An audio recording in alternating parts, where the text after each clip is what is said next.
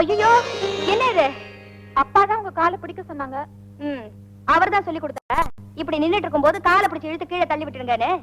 இல்லையே, இதுல ஏதோ சூழ்ச்சி இருக்கணுமே. விஷயத்த சொல்லுங்க. ஒண்ணு இல்ல மம்மி, எங்களுக்கு ஒரு சின்ன ப்ராப்ளம், அதை தீர்த்து வைங்கன்னு அப்பா கிட்ட கேட்டோம். அவருக்கு ரொம்ப இஷ்டம். உங்க அப்பாவை பத்தி எனக்கு தெரியாதா? ஏதாவது சிக்கல் வந்துருச்சுன்னா நைஸா நழுவிடுவாரு. சரி சரி, உங்க ப்ராப்ளத்தை நான் தீர்த்து வைக்கிறேன். கீழே இறக்குங்கடி. ப்ராப்ளம் என்ன? நாங்க காதலிக்கிறோம். இந்த வயசுல எல்லாரும் செய்யறது தானே, இதுல என்ன ப்ராப்ளம்? ஏன் அந்த பையங்க இப்ப உங்களை கல்யாணம் பண்ணிக்க முடியாதுங்கிறாங்களா? ஆஹா, கல்யாணம் எப்போ எப்போன்னு அலையறாங்க. சரி, அப்புறம் என்ன ப்ராப்ளம்? உங்க அப்பாவுக்கு அந்த பையங்களை பிடிக்கலையா? அவருக்கு ரொம்ப இஷ்டம், ரொம்ப இஷ்டம். குழப்புறீங்களே, லைன் எல்லாம் கிளியரா தான் இருக்கு. அப்புறம் என்ன ப்ராப்ளம்? நீங்க சம்மதிக்க வேண்டாமா மம்மி, அதான் ப்ராப்ளம். அடி பைத்தியங்களா, உங்க கல்யாணத்துல உங்க அப்பாவுக்கு இல்லாத அக்கறையும் பொறுப்புமா எனக்கு?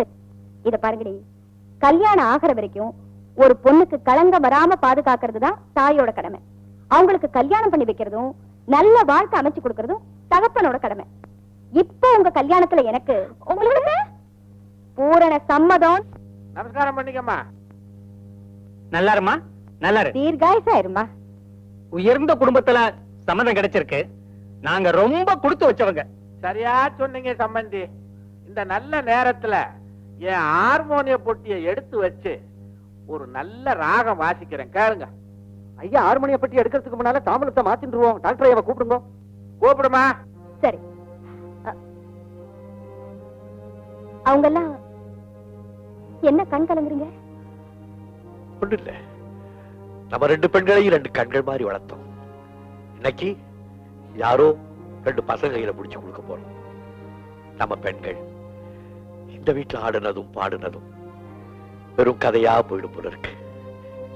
அதை நினைச்சா நான் வருத்தமா இருக்கு. என்னங்க இது? அவங்க என்ன இந்த வீட்டை விட்டு நிரந்தரமாவா போயிட போறாங்க? தாய் வீடுன்னு அடிக்கடி வந்துகிட்டே இருப்பாங்க. இன்னும் கொஞ்ச நாள் ஆயிடுச்சுன்னா குழந்தைங்களோட வரப்போறாங்க. அந்த பேர குழந்தைங்களை கொஞ்சம் போது இந்த கவலை எல்லாம் மறந்து போயிடும். வாங்க, அவங்க எல்லாம் காத்துக்கிட்டு இருக்காங்க.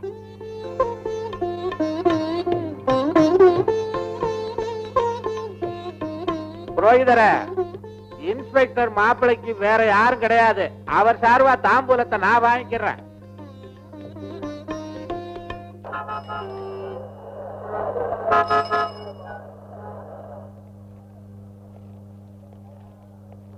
டாடி, இந்த புடவை எனக்கு நல்லா இருக்குமா?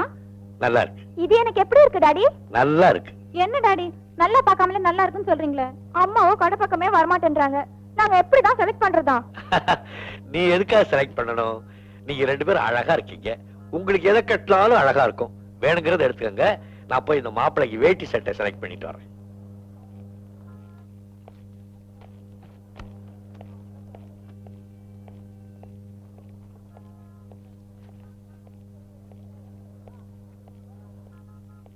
மிஸ்டர் சத்தியமூர்த்தி,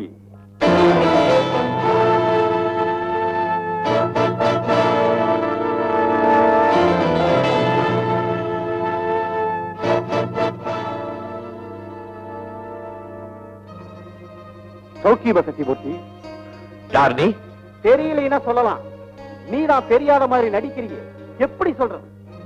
எவ்வளவு காலமானாலும் நீ செஞ்ச காரியத்தை என்னாலதான் மறக்க முடியுமா, இல்ல உன்னாலதான் மறக்க முடியுமா? என்ன வளர்ற? நீ யாரோ எனக்கு தெரியாது. யார் நீ? டாடி, இந்த புடவை மம்மிக்கு நல்லா இருக்கும்ல? நல்லா இல்ல. இந்த கலர் எதுவுமே உனக்கு நல்லா இல்ல. அவளை கூட்டிட்டு வா, வீட்டுக்கு போலாம்.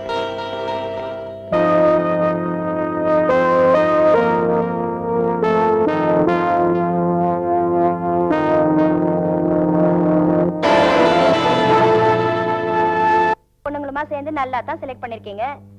மனசுக்கு பிடிச்ச மாப்பிள்ளையா இருந்தா புடவைய கூட எப்படி செலக்ட் பண்றாங்க பாத்தீங்களா? நான் வந்திருந்தா கூட இப்படி செலக்ட் பண்ணிருக்க முடியுமோ என்னமோ.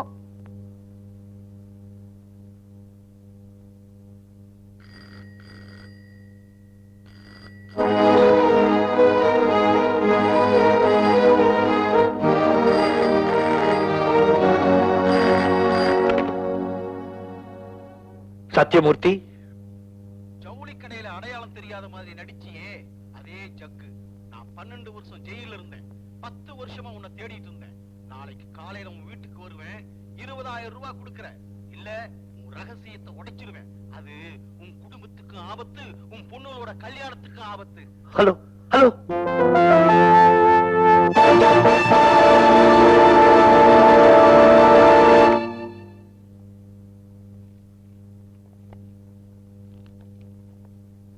என்னங்க, கல்யாணத்துக்கு வர நம்ம சொந்தக்கார பொம்பளைங்களுக்கு எல்லாம் ஒவ்வொரு பட்டு சாரி, பட்டு ஜாக்கெட், ஆம்பளைங்களுக்கு எல்லாம் பட்டு வேட்டி, பட்டு சட்டை கொடுக்கலான்னு இருக்கேன். கணக்கு போட்டு பார்த்தேன், எல்லாம் சேர்த்து 1 லட்சம் ரூபாய்க்குள்ளதான் ஆகுது. உங்களுக்கு ஒண்ணும் ஆட்சேபணம் இல்லையே? என்னங்க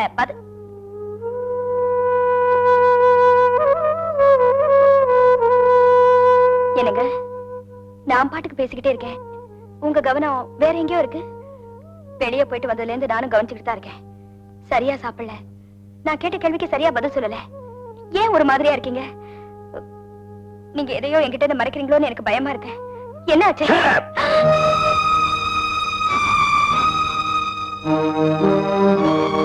என்னடி தாய், எப்படி இருக்கு உடம்பு?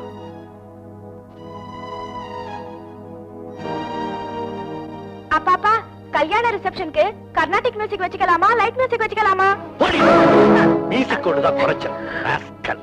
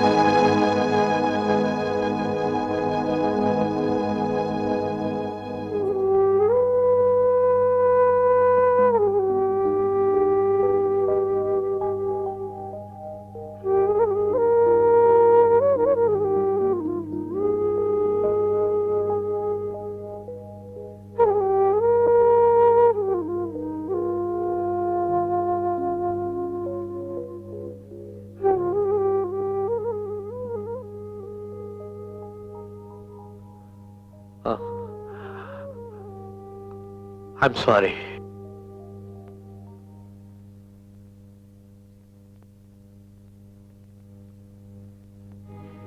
இந்தா நீ கேட்ட பணம். இனிமே இந்த பக்கமே வரக்கூடாது. அது எப்படி? அப்பப்ப வருவேன், நான் கேட்டுக்கிட்டே இருப்பேன், நீ கொடுத்துக்கிட்டே இருக்கணும். பாய், வரேன்.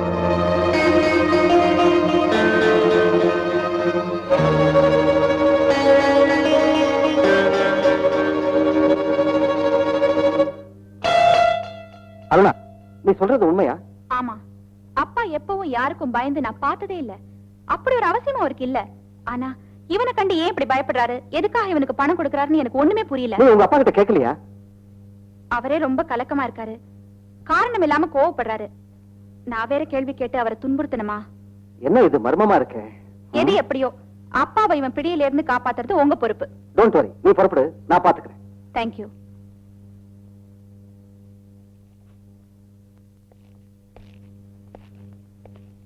இவன் பழைய கேடி ஜக்கு. போட்டோ எடுத்து அதை வச்சு பிளாக்மெயில் பண்றதா இவனுடைய தொழில். நல்லாங்கொப்பம் இவனுடைய ஏரியா. Thank you sir.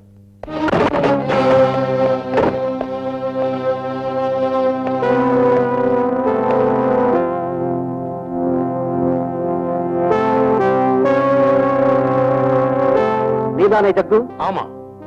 இந்த போட்டோவை காட்டி டாக்டர் சத்யமூர்த்திய எதுக்காக நீ பிளாக்மெயில் பண்ற?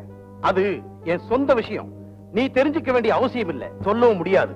முடியாது. முடியாது.